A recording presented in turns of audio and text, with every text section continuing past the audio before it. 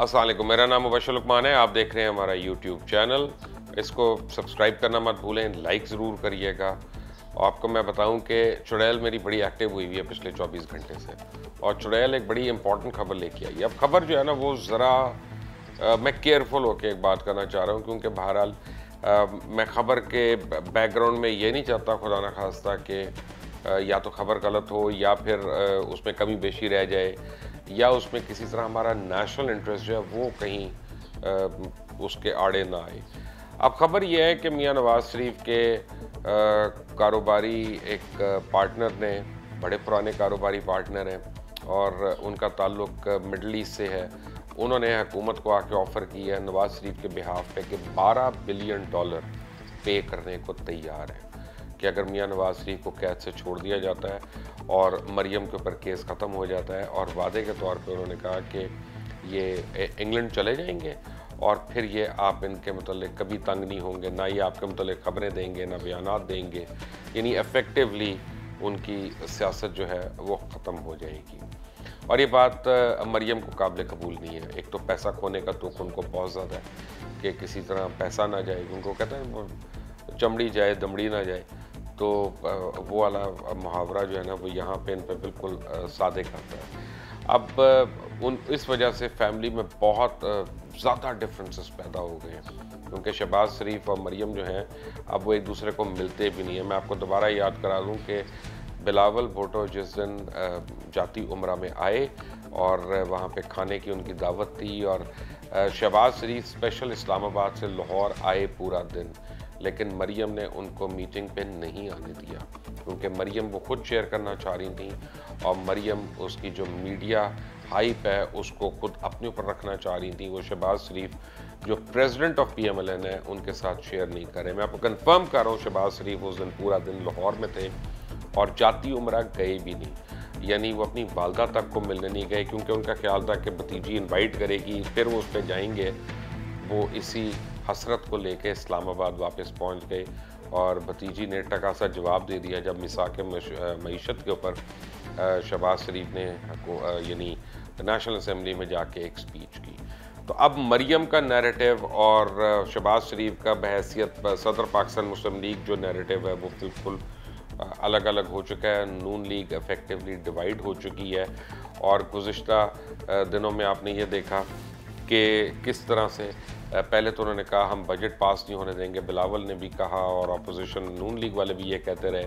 और गुज़िश्ता 3-4 दिनों में इन्होंने अपना नैरेटिव चेंज कर लिया और उन्होंने कहा कि जी बजट पास होने दें, हम 1 महीना ठहरने के बाद हम हड़ताल करेंगे या हुकूमत चेंज करने की बातें करेंगे ताकि लोगों को पता चल जाए। एक्चुअली दोनों को ये एहसास हो गया, एक तो बजट को पास होने से रुकवा नहीं सकते थे। पाकिस्तान तहरीक इंसाफ के जो एलाइज थे वो सारे इन हैंड थे उनके, दे वर हैंड,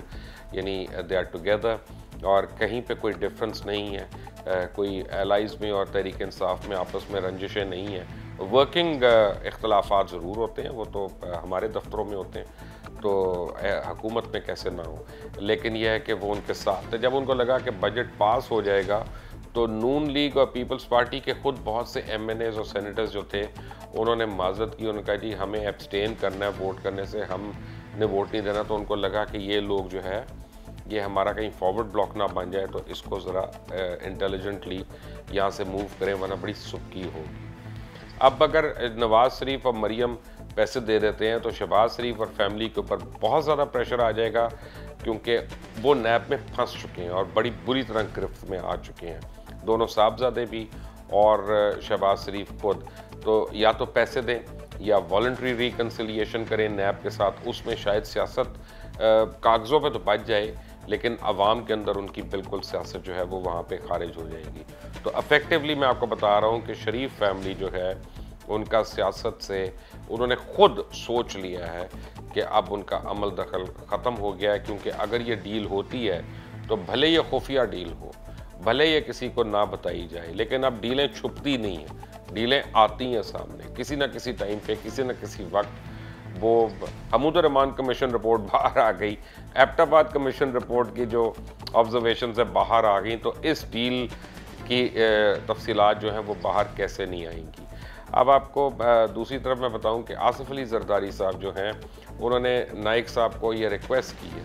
कि वो फौरी तौर पे जितनी उनकी बेल एप्लीकेशंस हैं हर केस के अंदर उनको विड्रॉ कर लें और बेल ना मांगे, क्योंकि आसिफ अली जरदारी साहब को लग रहा है कि उनकी डील भी हो जाएगी इसके बाद। और ख़ास तौर पे जो गल्फ़ में हालात हो रहे हैं, पीपल्स पार्टी के करीबी हलकों का ये कहना है कि जरदारी साहब बड़े कॉन्फिडेंट हैं कि ईरान और सऊदीया के अंदर और ईरान और पाकिस्तान के अंदर वो बड़ा अहम रोल प्ले कर सकते हैं और इसके लिए उनकी ज़रूरत पड़ेगी। और शायद उनकी बात सही हो, क्योंकि गुज़िश्ता एक हफ़्ते से नैब की जो हाई प्रोफाइल गिरफ्तारियां थीं उनमें एक ब्रेक ज़रूर आया हुआ है। कुछ नाम थे हमारे पास कि जिनका पता था कि वो नैब के रेडार पे हैं और उन्होंने उठ जाना है, लेकिन जिसमें पीटीआई के भी लोग थे और जिसमें पीपल्स पार्टी के भी लोग थे। लेकिन सडनली लगता है फॉर सम रीज़न एक हफ़्ते से ब्रेक आई हुई है, तो जरदारी साहब का अपनी बेल्स के लिए एप्लीकेशंस को वापस लेना जो है एक सियासी मूव है, ताकि अगर वो रिहा होना है डील के सिले में तो वो ये कह सकें कि वो केसों से बाइज़्ज़त बरी हुए हैं और या उनको उस तरह से बेल मिली है। तो दोनों फैमिलीज़ इस वक्त कंसर्न्ड हैं अपने अपने फ्यूचर के मुतल्लिक, और दोनों जो हैं किसी हद तक तैयार हैं पैसा देने के लिए। ज़ाहिर बात है पूरा पैसा तो नहीं देंगे, तो इस दिन के लिए तो नहीं 35 साल मेहनत की थी कि पूरे का पूरा पैसा वापस कर दे, लेकिन एक बहुत बड़ी रकम जो है वो पाकिस्तान के ख़जानों में आ सकती है। सवाल ये पैदा होता है कि अगर रेफरेंडम कराया जाए तो क्या पाकिस्तानी अवाम पैसा इनकी सज़ा के एवज़ वसूल करने को तैयार है या नहीं है? इसका जवाब तो अवाम ही दे सकती है। अब इसका एक तरीका जो बड़ा इंटरेस्टिंग तरीका है, बड़ी मशहूर वेबसाइट है पाकिस्तान में, उर्दू में भी है, इंग्लिश में भी है, baghi.tv.com और baghi.tv.news.com, यानी एक इनमें से उर्दू में है और एक अंग्रेज़ी में है, baghi.tv.com। उस पर एक पोल चल रहा है कि अगर नवाज शरीफ और आसिफ जरदारी मिलकर $25 बिलियन पाकिस्तान के ख़जाने में जमा कराएं तो क्या इनको सज़ा में तखफीफ दे के इनको बाहर भेज देना चाहिए या नहीं भेज देना चाहिए। अवाम का रद्द-ए-अमल जो है इस पोल से ऑब्वियसली बड़ा क्लियर होगा और वो बड़ा खुलकर सामने आएगा। चुड़ैल का मेरी ये कहना है, उसका ये दावा है कि ये जो है डील होने जा रही है बिल्कुल, और अब सिर्फ एक रुकावट है कि इमरान खान जो है वो डील करना नहीं चाहते, क्योंकि इमरान खान की भी सियासत जो है वो इस बात पे खड़ी हुई है कि उन्होंने एक ऑनेस्ट आदमी है और उन्होंने चोरों के साथ डील नहीं करनी। लेकिन उनके करीब के हलके उनको ये बावर कराने की कोशिश कर रहे हैं कि अगर पाकिस्तान को पैसे मिलते हैं और पाकिस्तान में एक माली इस्तेहकाम आता है, डॉलर अगर इन पैसों की से दोबारा 102 रुपए के ऊपर आ सकता है,